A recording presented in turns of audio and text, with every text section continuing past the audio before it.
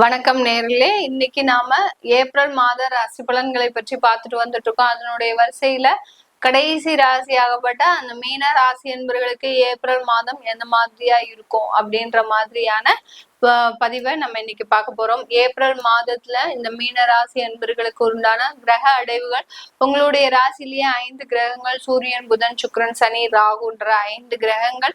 உங்களுடைய ராசிக்கு 3ஆம் இடத்துல குரு பகவான் பரிவர்த்தனையாகி இருக்கிறார். 4ஆம் இடத்துல செவ்வாய், உங்களுடைய ராசிக்கு 7ஆம் இடத்துல அந்த கேது பகவான். இதுதான் இந்த மாதத்தின் கிரக அடைவுகள். இந்த மாதத்துல உங்களுக்கு இந்த மீன ராசி என்பர்களுக்கு எல்லா கிரகங்களுமே அந்த கால சர்ப்ப தோஷம், அதாவது ராகு கேதுக்களின் நடுவுல தான் இருக்கு.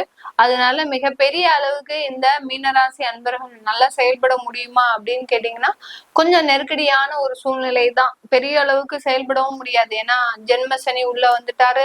அவர் வந்தது பத்தாவதுனா கூட ஒரு 4 கிரகத்தையும் சேர்த்து கூட்டிட்டு வந்திருக்கிறாரு. அதுவும் போக பாத்தீங்கன்னா உங்களுக்கு அந்த கிரகங்கள் யார் யாரெல்லாம் பார்க்கும்போது ருணரோக சத்ருஸ்தானாதிபதி, அஷ்டமாதிபதி, அடுத்து பாத்தீங்கன்னா உபஜயஸ்தான எல்லாம் மறைவு ஸ்தானத்திற்கு உண்டான கிரகங்களே கூட்டிட்டு வந்திருக்கிறாரு. ஒரு நல்ல கிரகத்தை கூட்டிட்டு வர்றாரு அப்படின்னு பார்த்தா அவர் நீச்சமாயி போயிட்டாரு. அந்த புதன் சுகஸ்தான அதிபதி அங்க நீச்சமாயிட்டாரு. இப்படி பல்வேறு விதமான ஒரு கிரகங்களின் போராட்டங்களோடு தான் இந்த ஏப்ரல் மாதம் இந்த மீனராசி என்பர்களுக்கு துவங்க போகுது. இந்த மீன ராசி என்பர்களுக்கு இந்த மாதத்துல செவ்வாய் பகவான் 4ஆம் இடத்துல இருந்து 5ஆம் இடத்திற்கு நீச்சமா வேற போறாரு. அவர் இருக்கக்கூடிய இடமும் நீச்சமா போயிடுச்சு. ஒரே ஒரு ஸ்தானம் தான், சூரியன் மட்டும்தான் 2ஆம் இடத்துல உச்சம் பெறாரு 14ஆம் தேதி ஏப்ரல் மாதம். இது மட்டும்தான் உங்களுக்கு ஒரு பாசிட்டிவான விஷயம். மீது எல்லாமே இந்த ஏப்ரல் மாதம் இந்த மீனராசி என்பர்களுக்கு என்னென்ன பிரச்சனைகள்லாம் வரக்கூடாது அப்படின்னு நினைச்சீங்களோ எல்லாமே வந்து சேரும். அதுல கொஞ்சம் தெளிவா இருங்க. அதற்காக மன வருத்தமும் படாதீங்க. ஏன்னா கிரகங்களின் கோச்சாரம்ன்றது பாத்தீங்கன்னா தற்காலிக சூழ்நிலை தான். இந்த ஒரு மாதத்திற்கு உங்களுக்கு ஒரு சின்ன சிக்கல் இருக்கும். அதுக்கப்புறம் அதுவே பழகிடும். ஏன்னா ஜென்ம சனி இல்லையா, 2.5 வருடங்களுக்கு உங்களை சனி பகவான் இருந்து செய்ய போறார். நல்லதும் செய்வார், கெட்டதும் செய்வார். நீங்க இருக்கக்கூடிய சூழ்நிலையை பொறுத்து உங்களுடைய வசதி வாய்ப்புகளுக்கு தகுந்த மாதிரி அவர் நல்லதும் செய்வார், கெட்டதும் செய்வார். எல்லாமே கெட்டதுதான் செய்வாரா அப்படின்னு கேட்டீங்கன்னா கிடையாது. உங்களுக்கு ஒரு அந்த வாழ்க்கையில இருக்கக்கூடிய ஒரு பேசிக் சிலபஸை முடிச்சு அடுத்து உங்களுக்கு ஒரு கிராஜுவேட் பொசிஷன் கொடுக்கக்கூடிய ஒரு தருணம் தான் இந்த 7.5 சனி. 7.5 சனியை ஜோதிட ரீதியாக இப்ப இருக்கக்கூடிய ஜென்ரேஷனுக்கு புரியுற மாதிரி சொல்லணும் அப்படின்னா இது ஒரு வாழ்க்கை பாடம். இந்த வாழ்க்கை பாடத்துல உங்களுக்கு ஒவ்வொரு கோர்ஸா முடிஞ்சிட்டு இருக்குது. இந்த கோர்ஸ்ல இப்போ 7.5 சனின்ற ஒரு டிகிரி கிராஜுவேஷன் வரப்போகுது. இதை நீங்க நல்லபடியா முடிச்சிட்டீங்க அப்படின்னா உங்களுக்கு ஒரு நல்ல ஒரு பட்டம், பதவி, புகழ், பெயர், அங்கீகாரம் எல்லாமே கிடைக்கக்கூடிய ஒரு தருணம் தான். இதை பார்த்து ஓடி ஒழிஞ்சீங்கன்னா உங்களுக்கு வாழ்க்கையில மிகப்பெரிய பேரிடர்களை சந்திக்கிறதுக்கு உண்டான ஒரு தருணமாகவும் இருக்கும். அதனால இந்த மீனராசி என்பவர்களுக்கு ஏப்ரல் மாதம் பாத்தீங்கன்னா உங்களுக்கு குடும்பம் சம்பந்தமாக நிறைய உறவுகள் பிரியக்கூடிய ஒரு தருணம்.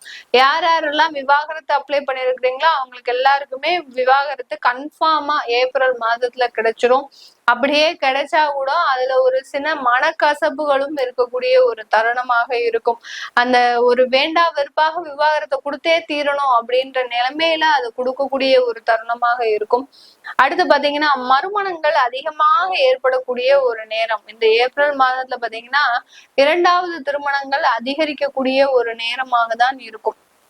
அதே சமயம் உங்களுடைய மனநிலை எப்படி இருக்கும் அப்படின்னு பாத்தீங்கன்னா இந்த மீனராசி என்பர்களுக்கு எதை செய்யணும் தெரியாம அப்படியே சப்த நாடி அடங்கி போய் நிக்கிறது தான்.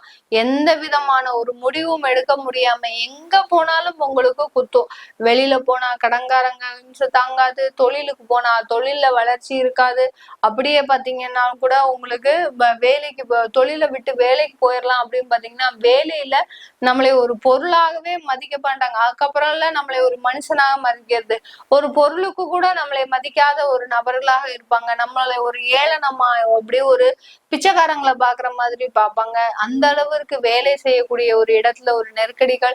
குடும்பம்னு வந்துட்டோம் அப்படின்னா குடும்பத்துல நம்மளை ஒரு மனுஷனாவே மதிக்க மாட்டாங்க. ஏதோ ஒரு மிருகத்தை ஒரு ஹேண்டில் பண்ற மாதிரிதான் ஹேண்டில் பண்ணுவாங்க. அந்த அளவிற்கு இந்த மீனராசி என்பர்களுக்கு எல்லா இடத்துலயும் இருந்தும் ஒரு பிரச்சனைகள் அதிகரிக்கிறது காரணத்தினால இந்த மாதத்துல நீங்க வெறும் தெய்வ கோயில்களுக்கு மட்டும் செய்யுங்க. வேற எந்த விதமான பலனுமே எதிர்பார்க்காதீங்க. எந்த அளவுக்கு ஆன்மீக வழிபாடு பண்றீங்களோ, எந்த அளவுக்கு தான தர்மங்களை பண்றீங்களோ, நிறைய காசு வச்சிருக்கிறேன் எனக்கு திருமணம் ஆகணும், திருமணம் ஆகல அப்படின்றவங்களெல்லாம் நீங்க நிறைய தெய்வ வழிபாடு மட்டும் பண்ணுங்க. இந்த காலகட்டத்துல முயற்சிகள்லாம் எடுக்காதீங்க. உங்களுக்கு திருமணம் நடக்கணும், ஏன்னா உங்களுக்கு 5 வருஷமா திருமண தடை இருக்கு. அந்த திருமண தடைக்கு உண்டான ஒரு நிவர்த்தியை தேடுங்க. நிவர்த்தியை தேடிட்டீங்கன்னா ஆட்டோமேட்டிக்காக இருக்கக்கூடிய தடைகளும் நிகரக்கூடிய ஒரு நேரமாக தான் இருக்கும் இந்த மீனராசி என்பவர்களுக்கு. அதனால நிறைய தெய்வீக பரிகாரங்களை செய்யுங்க.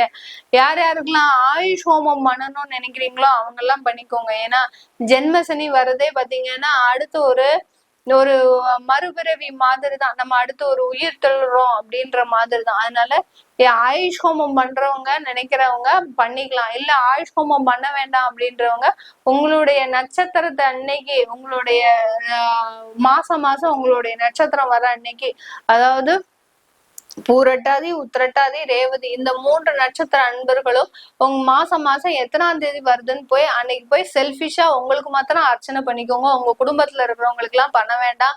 ஏன்னா பண்ணுனீங்கன்னா அவங்களும் சேர்ந்து உங்களுக்கு பிரச்சனைக்கு வருவாங்க. அதனால செல்ஃபிஷா இருங்க.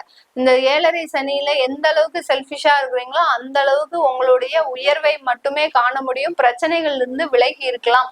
இந்த மீன ராசி என்பர்களுக்கு செல்ஃபிஷா இல்லாம நான் பொது நலமா இருக்கிறேன் அப்படின்னு இருந்தீங்க அப்படின்னா எல்லாருமா சேர்ந்து எப்படி மிருகன் படத்துல வர்ற மாதிரி எல்லாரும் ஒரு மிருகமா மாறுறாங்களோ அந்த மாதிரிதான் மிருகமா மாறிக்கிட்டே இருப்பாங்க எல்லாரும்.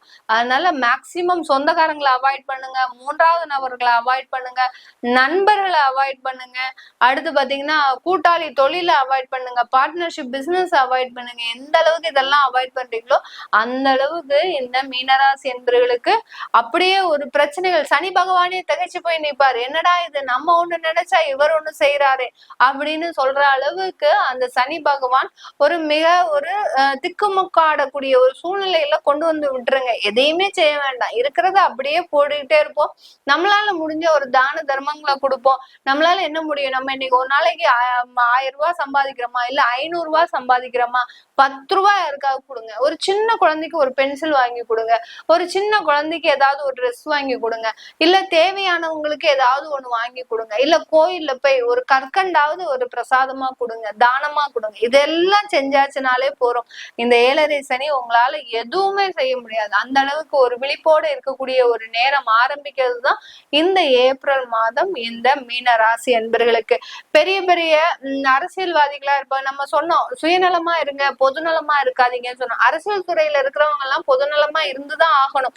மக்களினுடைய தேவைகளை நிறைவேற்றிதான் ஆகணும். அப்படி இருக்கக்கூடிய பட்சத்துல அந்த மீன ராசியில இருக்கக்கூடியவர்கள் என்ன செய்வாங்க அப்படின்னு கேட்டீங்கன்னா, நீங்க என்னதான் மக்களுக்காக சேவை செஞ்சாலும் உங்களை காரி காரி துப்புவாங்க அந்த மக்கள்.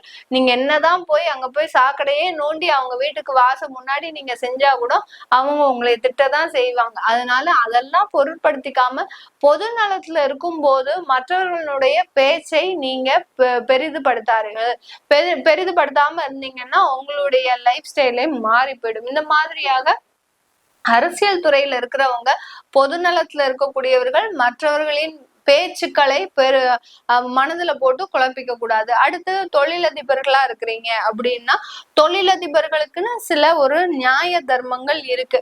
அந்த நியாய தர்மங்களை மட்டும் ஃபாலோ பண்ணுங்க. இல்ல நான் நேர்மையா தொழில் செய்வேன் அப்படின்னு இருந்தீங்கன்னா உங்களை 7.5 சனி பெருமளவுல காலி பண்ணிடும். அதுக்காக நான் ரொம்ப இல்லீகலாவும் செய்யக்கூடாது. இல்லீகல்ல செஞ்சீங்கன்னா மாட்டிப்பீங்க. அதனால கொஞ்சம் லிபரலா செய்யுங்க. ரொம்பயும் தொழில இழுத்து விட்டுக்காம, ரொம்பயும் பின்னடைவு நிலைக்கு போய்க்காம கொஞ்சம் லிபரலா செஞ்சிட்டீங்கனாலே போறோம். பெருமளவு உங்களுக்கு பாதிப்புகள்ல இருந்து தப்பிக்க முடியும் ஏப்ரல் மாதம். மீடியால இருக்கிறவங்க, சினி துறையில இருக்கிறவங்க, கலைத்துறையில இருக்கிறவங்க, இவங்களுக்கு எல்லாருமே நீங்க எல்லாருமே எச்சரிக்கையா இருக்கணும். யாருக்கிட்டையும் போய் பணம் கொடுத்து ஏமாந்துடாதீங்க. உனக்கு வாய்ப்பு வாங்கி தரேன் அப்படின்னு சொல்லி போய் கொடுத்துட்டீங்க அப்படின்னா அந்த பணம் ஒரு 7 வருஷத்துக்கு வராது. அதனால ரொம்ப எச்சரிக்கையா இருக்கணும். வெளிநபர்களோட பழக்கமும் கொஞ்சம் கேர்ஃபுல்லா இருக்கணும்.